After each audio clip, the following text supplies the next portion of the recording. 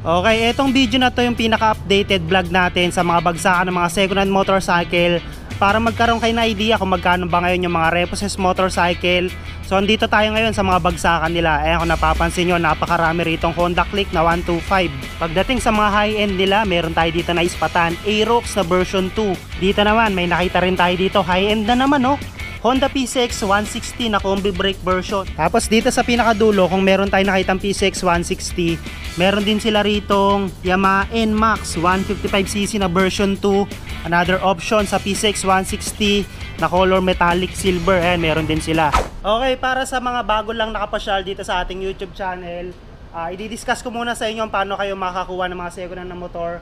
Usually kasi sa motor trade, kahit dito sa Metro Manila or Cavite, pare-pares lang sila ng requirements tsaka proseso. So sa requirements, napaka-basic lang. 2 valid ID, proof of income tsaka proof of billing. Makakuha na kayo dito sa kanila ng installment basis na motor. Tapos kung meron naman kayong pang cash, pwede kayo ritong mag-cash on the spot. So ang gagawin nyo lang, pumunta lang kayo dito sa kanilang branch. Tapos isa-isa nyo yan, hanapin nyo kung saan swak yung budget nyo, tsaka kung anong klaseng unit or model ng motor yung hinahanap nyo. Tapos pagdating naman sa installment, meron kayong 2 steps dito para makapag-apply. Pwede kayo mag-apply through online and then through walk-in. Yung online application nila mga sir, iniwan ko na dyan sa comment section. Pwede nyo i-fill up doon and i-submit nyo sa kanila. Tapos same process lang din sa online. Pwede kayo dito mag-walk-in. Para sa akin mas maganda yan, para syempre makilatis nyo yung unit, maisa-isa nyo. So punta lang kayo dito, tapos mag-fill up lang kayo ng application form, and then ino-notify naman nila kayo kung kailan nyo schedule ng CI nyo. And then kung sakaling ma-approve kayo sa CI, pwede na kayong pumunta dito sa kanilang branch together with your requirements. Tsaka syempre, kung yung unit na in-apply nyo ay may down payment, magdala na rin kayo ng down payment para rekta release na yung motor. So huwag na natin patagalin mga sir ha. Tatry ko ipakita sa inyo yung mga unit na meron dito. Right? Mag-start tayo dito sa pinakabungad. Meron sila rito mga Bergman Street na 125. Tsaka eto, parang ano ata to, Suzuki Avenis na 125. Eto yung kamakailan lang nag-trending na scooter ng Suzuki. Ayun Kaya lang kung mapapansin nyo, may mga unit kasi dito na wala pang price. So ayun, mga kahatak pa lang. For pricing pa yan, tingin ko nasa 1 to 2 weeks bago pa nila may release yung presyo niyan. Pero yung may mga presyo, susubukan ipakita sa inyo para magkaroon kayo na idea kung magkano yung cash price, down payment, tsaka monthly installment ng mga motor nila rito. Alright? So ito yung mga dadatnan yung unit pagka pumunta kayo dito sa kanila, dito sa motor trade sa may Buendia. Ayan, Sandamakmak na Suzuki Bergman Street na 125. Kaya lang etong tatlo, mga wala pa siya nakalagay na pricing. Siguro katak pa lang nito kasi kapapasok lang kasi ng taong 2024. Kaya siguro medyo marami pang for pricing dito kasi maraming mga motor na bagong hatak. Bergman Street uli na 125, wala tong presyo. Meron din silang color blue, kaya lang wala rin price. Yung black, parang nasa 55,000 ata yung cash price. Yung monthly hindi ko lang masilip mga sir kasi medyo malayo. So yun yung mga dadatnan nyo rito. May Bergman uli rito sa may bandang dulo, tatlo. Kaya lang itong mga to ay mga wala rin tong price. If ever na makapunta kayo rito, pwede nyong i-inquire sa kanila yan ha. Kung natitripan nyo, itanong nyo lang sa opisina nila kung magkano yung cash price, monthly installment, tsaka yung down payment. Pero normally sa mga ganitong unit, sa mga dati kong punta rito sa kanila, naka zero down payment yan. Parang meron lang cash out na 2.5 ata for transfer of ownership. Tapos dito sa kabila, mayroon silang MIUI 125, wala pa tong price. Honda Click na 125, wala pa rin yung price. May Honda Click sila na version 3, wala pa rin price. Meron ding version 2, walang price. Etong isa, merong price to. Honda Click na 125 na version 2. Nasa 51,000 pesos yung bentahan nila rito sa cash. Ayun yung itsura ng Click nila. So hindi ko lang masasabi year model mga sir ha, kasi walang nakalagay dito sa tagging nila. Pero ayun nga, kagaya na sinabi ko kanina, if ever na may mga tanong pa kayo or inquiries, pwede nyo silang i-message directly dyan sa contact number nila, nasa screen na. Tapos ito maganda rito kung medyo wala naman kayong budget, kung gusto nyo magulugan, pwede kayo magulugan dito sa kanila. Naka zero down payment sila dito sa Click, tapos sa monthly nasa 2,974. Pero ang pagkakaalam ko, lahat ng unit nila rito may rebate pa or may less 500 pesos basta on time or updated yung bayad nyo. So i-make sure nyo lang na hindi kayo ma-delay para ma-claim yung 500 pesos. So pagka minus nyo yung 500 pesos, magiging 2,474 na lang yung monthly nyo for 3 years para dito sa Honda Click nila na 125. So lahat ng nakikita nating computation dito or lahat ng masasabi ko sa inyo, computed for 36 months. So 3 taon nyo siya babayaran. Ayan, may Honda Click pa rin dito, wala pa tong price. Honda Click ulit na version 2. Sandamakmak yung Click nila, no? Kaya lang sad to say, karamihan mga bagong hatak for pricing pa yan. Eto, meron sila rito ang color white. Kaya lang itong santo medyo basag lang yung kanya headlight lens dito sa may bandang kaliwa. So pagka pumunta kayo dito, syempre kilatisin nyo na mga sir, Kumbaga, tips and information lang yung hinahatid natin para magkaroon kayo na idea kung saan may mga second hand motorcycle. Etong color parang matte white ba to or pearl white na Click. Nasa 64k yung cash nito, 0 down payment pa rin, nasa 3.6 yung monthly, rebate ng 500. So magiging 3.1 na lang yung monthly niya. Ayan, Honda Click, may Click pa rin dito kaya lang wala rin tong price. Honda Click na version 3, color blue. Ayan, meron din sila kaya lang wala pa tong price. Aftermarket na siya na side mirror. So ayan yung mga pagpipilian nyo dito sa pinakaunang side. Dito naman tayo sa may gilid.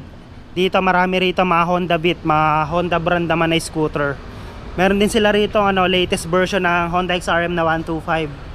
Ayan kaya lang wala pa rin tong price mga sir. I-inquire nyo na lang kung natitripan nyo ha. Malay nyo swak sa budget nyo. Tapos may Honda Beat na version 2. Ito yung pinakaunang FI version ng Honda Beat. Kaya lang for pricing nakalagay, baka hatak pa lang. May Honda Beat uli rito. Etong isa color metallic silver ata ito kung di ako nagkakamali. Nasa 43k yung cash, 0 down, tapos nasa 2.5 yung monthly, rebate ng 500. So more or less magiging 2,095 na lang yung monthly nito. Ayan Honda Beat 110 FI version sa larangan ng patipiran sa gasolina. Sa ganitong displacement, parang ito na yung pinakamatipid ngayon sa gas, automatic na 110cc. Tapos may Click pa rin dito na version 3, color glossy black. Ayan Kaya lang sad to say, wala rin to nakalagay na label. Pero pogi pa no? Naka-stock mags pa rin siya, wala pa siyang plate number. Tapos syempre sa mileage hindi natin ma-check. Kaya kung natitripan nyo, ayan, meron sila rito. Okay pa yung kaha nya, glossy pa, mukhang bagong wax. Tapos dito Honda Beat uli na 110. Etong isang to nasa 57k naman cash, 0 down, tapos nasa 3 to yung monthly nya. Ayan yung itsura nya. Etong Honda Beat na to, nasa 57,000 cash, 0 down, tapos nasa 3 to 25 naman yung monthly. Ayan yung itsura nya. Tapos dito Honda Beat pa rin. Ito color blue naman tong isa na to. Silipin pa rin natin. Sa cash nasa 44k lang. Ayan Tapos sa monthly nya naka 0 down payment, 2.6 yung monthly, may bawas pa na 500. So magiging 2,150 na lang monthly. Ayan yung itsura ng Honda Beat nila. Sa mileage, syempre hindi natin ma-check to kasi lahat ng Honda Beat mga naka-digital panel yan. Wala kasi nakalagay na susi dito kaya hindi natin ma-check. Etong isang to color black, meron sila tag 60k, 0 down, tapos 3.3 yung monthly, rebate ng 500. So magiging 2.8 na lang monthly nito. Etong isa nasa 67,000 cash, 0 down, tapos 3.7 yung monthly, rebate ng 500. So magiging 3.2 na lang. May Honda Click, kaya lang wala to nakalagay na label. Parang yung label na nasa lupa sa parang sa Honda Beat. Tapos pagdating sa mga high end nila, ito nga may nakita tayo rito Aerox na version 2. Kaya lang kahatak pa lang din ata nito kasi wala pa siya nakalagay na label. Naka naka bracket para sa top box. Yan, kung gusto yung maglagay ng top box, ang bibili mo na lang dyan syempre base plate tsaka yung mismong box. Sa condition, yun yung itsura nya. Sa mileage hindi natin ma-check kasi wala siya nakalagay na susi. Ito ay standard version, hindi pa siya ABS. Ayun yung condition ng gulong niya sa harapan. Sa kulay ng kaha niya, okay pa naman. Medyo may konting alikabok, pero motor wash lang ulit ito, okay na to. Ayun yung itsura ng headlight lens niya. Tread life, okay patingin ko, nasa 70% pa to. Tapos meron din siyang cellphone holder. Yun nga lang, walang presyo. I-inquire nyo lang dyan sa contact number nila mga sir. Aerox version 2 na non-ABS. Tapos dito sa kabila meron sila rito Honda Dio na 110. Ayan, kung di ako nagkakamali parang carb type pa ata to. Ito yung pinaka latest version ng Dio. Mileage nito nasa 5 plus lang 5k, 5,980 to lang. Tingin ko nasa 4 to 5 months lang to nagamit. Kaya lang sad to say, wala rin to nakalagay na label. Ganda pa ng kulay ng kaha niya, no? So ayan, meron ditong Honda Beat 110, wala rin tong price. Kung bago pa rin to yung isang to. Color silver. Ayan yung itsura, Honda Beat. Sa pang negosyo nila or pampasada, may TMX na 125 na color black. Ayan yung itsura, halos bago pa rin, no? Grabe sa lalim ng thread eh. Parang isang buwan lang siguro to nagamit ng dating may-ari. Pati yung headlight lens, no? Hindi mo akalaing repo sa itsura ng ano niya, ng parts niya or sa condition. Sa mileage, 688. Baka nga wala pa tayo isang buwan na gamit, sayang, nahatak na. And last unit dito sa side na to, meron sila ritong Suzuki Smash 115. Ito pa yung mga carb type version. Ayan yung itsura niya, drum brake version. Kaya lang, kagaya ng mga TMX tsaka Beat nila, mga wala pa to nakalagay na price. Pero sa condition nito, tingin ko mukhang bagong bago pa rin. Sa mileage, nasa 7K lang. Tingin ko nasa 5 to 6 months lang to nagamit. Ayan yung itsura. So ayan yung mga options nyo sa mga unit na nandito sa may bandang gilid. Okay, dito muna tayo sa mga Mio Sporty bago tayo pumunta dun sa mga high-end nila sa P6 tsaka sa NMAX. So ito, meron sila ritong Mio Gear na 125. Kaya lang ito, wala pa to nakalagay na label. Itong Mio Sporty na color magenta, naka aftermarket na siya na ano, brake lever, color gold, sa mga mahilig sa gold. Ayan, meron sila rito. Ito, nasa 44k yung cash price, 0 down, tapos 2126 naman yung monthly niya. Pagdating sa mileage nito, medyo mataas nga lang, nasa 52k. Tapos yung kaha niya rito, parang di lang to nakakabit, di naman sira eh. So ayan yung itsura ng Mio Sporty nila. Desisyonan nyo na lang kung swak sa budget nyo. Pwede nyo puntahan yan dito sa nila. Parts, kompleto naman, naka aftermarket na yung gulong niya sa harap pero bago pa. Tapos naka bracket din siya para sa top box. Ayan, Mio Sporty na color magenta. So katabi nitong Mio Sporty na magenta, meron sila ritong color matte black na Mio Sporty. Etong isang to, wala lang siya nakalagay na price, pero sa itsura ng lens niya, napaka-detalyado pa ng loob. Kita pa yung mga lining, ayun kung napapansin nyo. Sa kulay ng kaha niya, hindi pa siya fade. Naka-stock tire yung gulong niya sa harapan, parang slightly used lang din tong unit na to. Kaya lang wala to nakalagay na label, no choice tayo, hindi ko masasabi. Inquire nyo na lang ha. Tapos MIUI 125 na color cyan yung kulay, wala pa tong price. May Mio Sporty uli na color magenta na halos bago pa rin no.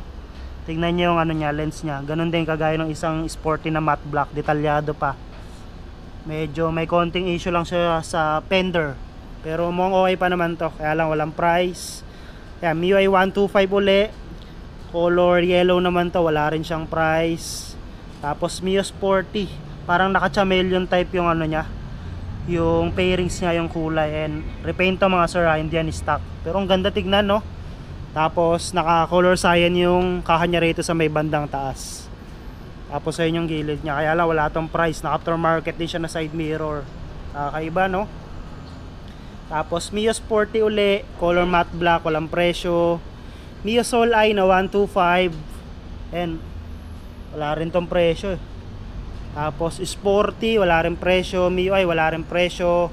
Last unit dito sa pinakalikod, may Mio Sporty uli, kaya lang wala pa rin tong presyo. So inquire nyo na lang mga sir ha. Wala talaga tayong option eh. Hindi natin masasabi kasi wala talagang nakalagay na display. Tapos ayun, dito na nga tayo sa mga high-end nila. Dito may nakita akong PCX, dalawa, isang NMAX, tapos may Raider FI dun sa pinakalikod. Susubukan kong pumunta ron para ma-check natin kung magkano. Right, eto nga, meron silang PCX 160 na combi brake version. Ayan, combi brake siya, hindi siya ABS.